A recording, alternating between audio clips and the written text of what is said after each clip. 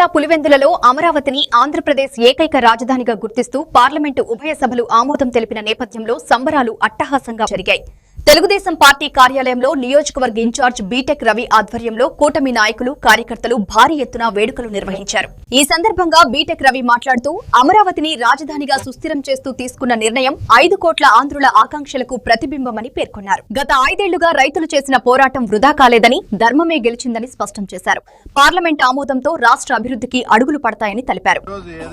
Amaravati bill ఉందో ఆ bill నిన్న లోక్సభలో గానీ ఈ రోజు రాజ్యసభలో గానీ ఆ బిల్లులు ప్రవేశపెట్టడం, మొత్తం భారతదేశంలో ఉండే అన్ని పార్టీలు ఒక్క వైఎస్ఆర్సీపీ తప్ప అన్ని పార్టీలు కూడా దీన్ని ఆమోదించడం నిజంగా మన ఆంధ్రప్రదేశ్ తీసుకున్న అదృష్టం. ఎందుకంటే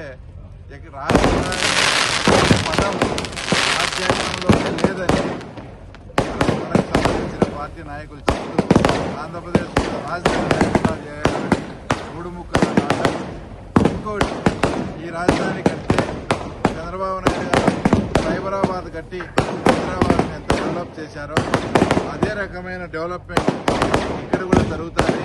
అప్పుడు చంద్రబాబు నాయుడు గారికి చాలా మంచి పేరు వస్తుంది, చరిత్రలో కూడా నిలిచిపోతాడనే ఒక దురుద్దేశంతో ఎటువంటి పరిస్థితుల్లో ఈ అమరావతి రాజధాని కాకుండా చేయాలని ఈ జగన్మోహన్ రెడ్డి విశ్వ ప్రయత్నం అంతా ఈరోజు విఫలమై మనం ఏదైతే కోరుకుంటామో ఒక మంచి రాజధాని అంటే భవిష్యత్తులో ఎలా ఉండాలనేది కూడా ఈరోజు ఏదైతే బాంబే, చెన్నై, ఢిల్లీ నగరాలకు ఏ రకంగా రెవెన్యూ వచ్చి ఆ రెవెన్యూ మీద ఆ రాష్ట్రాలు ఆధారపడి ఉండే రకంగా అమరావతి మీద కూడా రెవెన్యూ జనరేట్ అయ్యి ఒక అద్భుతమైన మహానగరంగా అది తీర్చిదిద్దుకోవాలనే ఆకాంక్ష ఖచ్చితంగా చంద్రబాబు నాయుడు మీద చేస్తారనే నమ్మకం మన ఆంధ్ర రాష్ట్ర ప్రజలందరికీ ఉంది.